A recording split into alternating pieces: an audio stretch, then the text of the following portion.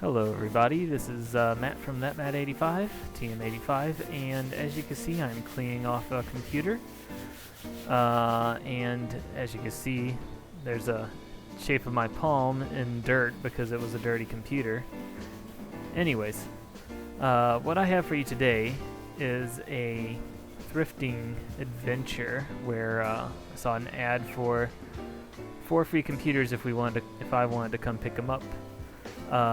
This one here specifically interested me.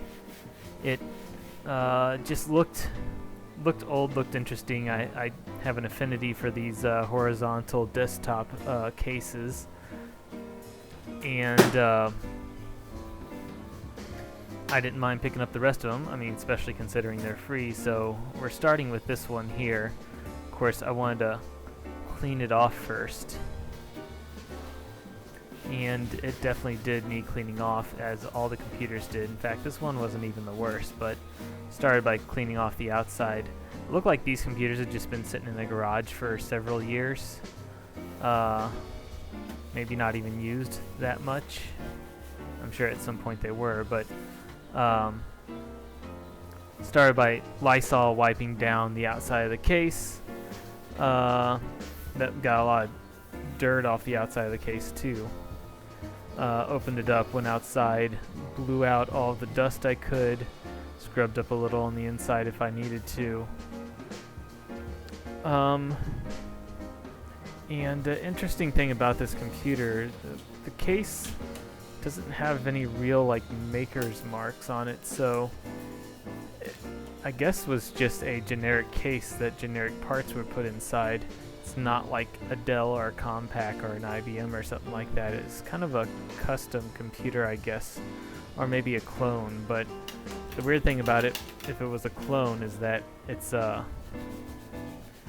not like the 485 era or DOS era where there were a lot of clones. This is when companies started making their own computers.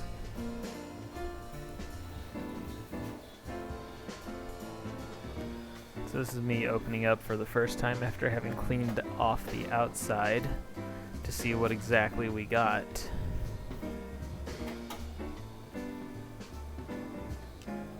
There are a couple screws on the back, that's all there was.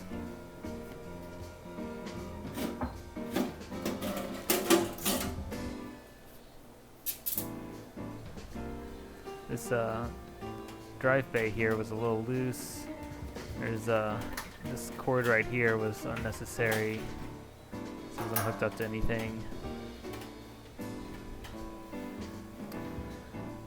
So first thing I want to do here is I'm going to reseat this drive bay because it's just really loose, and I'm eventually going to put, I could put a floppy drive in there. I don't know if I'm really going to need to use it. I'm going to end up putting Windows 2000 on this computer, because I get drivers for Windows 2000, and I don't want to put XP on here. So yeah, we're going to put the hard drive in here though, so I do want it steady, of course. I don't want to take it out, so screwed it back into the front there, and I'm going to screw it into the CD bay drive bay there too. I've seen this with older computers. They have the same kind of setup where the 3.5 or 5.25 inch bays are in one unit, and the 3.5 inch bays are in a different unit, and they kind of hold into each other just like that. This is me actually screwing the hard drive into place. Sorry about the light. I need to learn to close my blinds at dusk.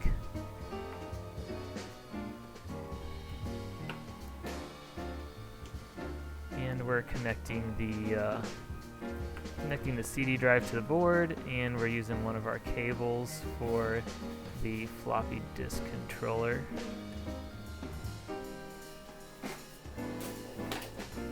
Yeah, my eyes aren't as good as they used to be, so I'm bending over here to get a better look at where exactly it goes. When you get a bunch of IDE controllers on the board, it's hard to differentiate between how many pins are in each one. Got power to the hard drive. Okay, after opening it up and getting everything put together and seeing what we got, we have this motherboard is an Asus AZNB AZN8X VM. What that means exactly, I don't know, but processor we have on it was an AMD processor, which was a little interesting. It's running at 1.5 gigahertz, which is a good upgrade over the other computers that I have that are like Windows 98-ish. We had 1/4 gig of RAM, 1/4 gig stick of RAM. I exchanged that for two 1 gig sticks of RAM because I'm putting Windows 2000 on here, and Windows 2000 can handle up to 4 gigs. I have the CD player, which works fine, and as I was told when I was picking these up, there are no hard drives, so I went ahead and put a hard drive in here. There's a 160 gig hard drive, I think. Yes, so I decided to put Windows 2000 on here. I had was having trouble formatting the hard drive, so what I did was put in Windows XP, and with Windows XP I was able to do a quick NTSF format, and then flip back over to Windows 2000. It loaded up just fine. In fact, I'll turn it on now and show you guys what's going on.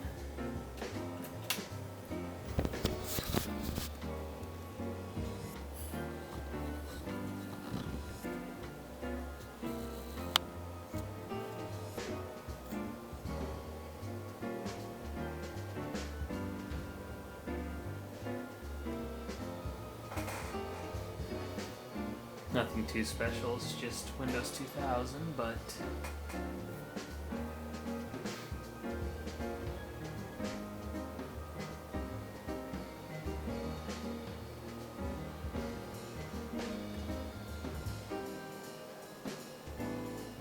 if you want to compare this to the laptop that I had Windows 2000 on, this computer is probably about 3 times as powerful, and runs the backyard baseball I put on here pretty well. It seemed a little slow, but I'm not sure if that's just the game being slow.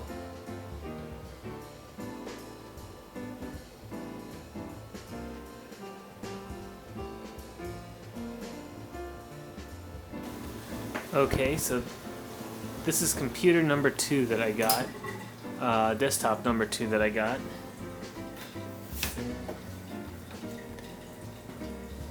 eMachines T5048. There's a lot of specs right on the front here. Pentium 4, designed for Windows XP. Running at 3 gigahertz.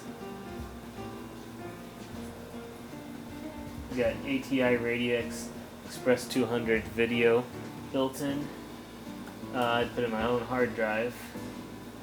Half gig memory, optical drive, missing the faceplate, no big deal. And I don't really need the memory stuff, but we got on the front here compact flash, SD type cards, USB. On the back we got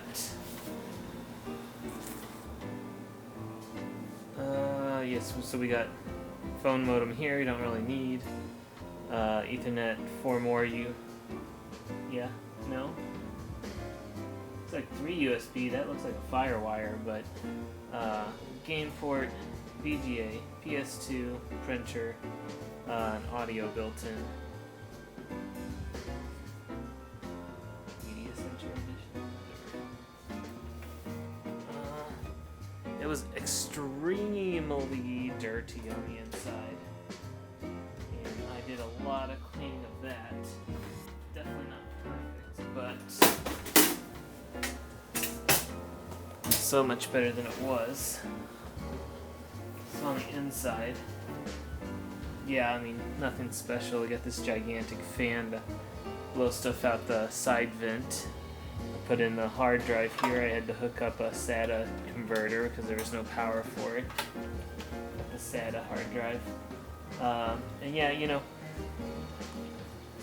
Just because I have so many of them, because they're really easy to use, I screwed in a laptop hard drive in here.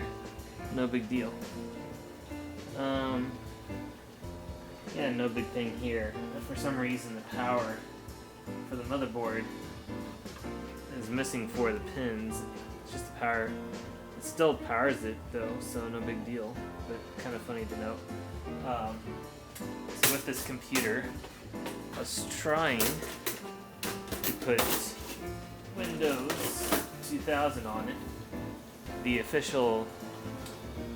Well, okay. So first I tried to put Windows XP on here. Officially, it's supposed to use Windows XP or Windows 2000. Sorry, Windows XP or Windows Vista, but with the type of hardware it has inside of it, Windows Vista really wouldn't be good for it.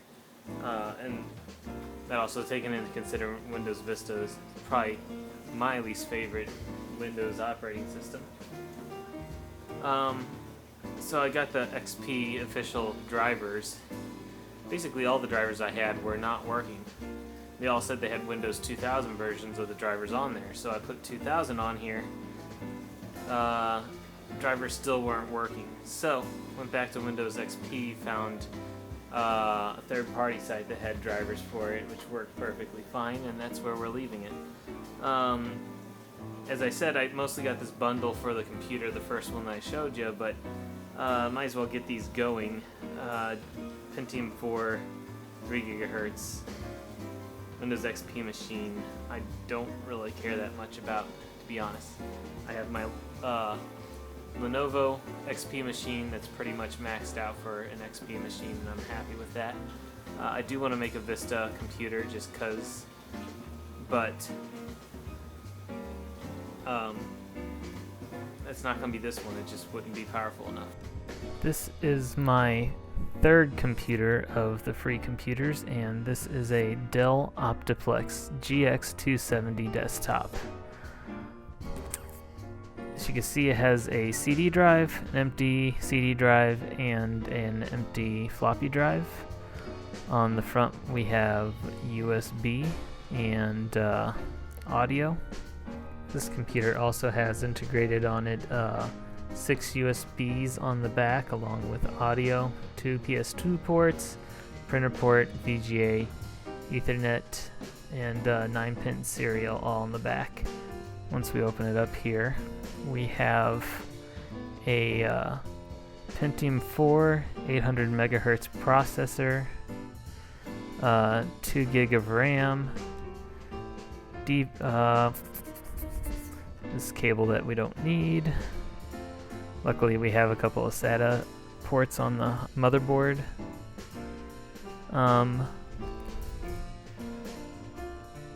And I've put a 150 gigabyte hard drive in there, along with a converter for the power. This computer has Windows 2000 on, is what I put on it, even though it's more native to Windows XP, but I don't need Windows XP on a older computer. Okay, the last computer I got here for free was a Dell Inspiron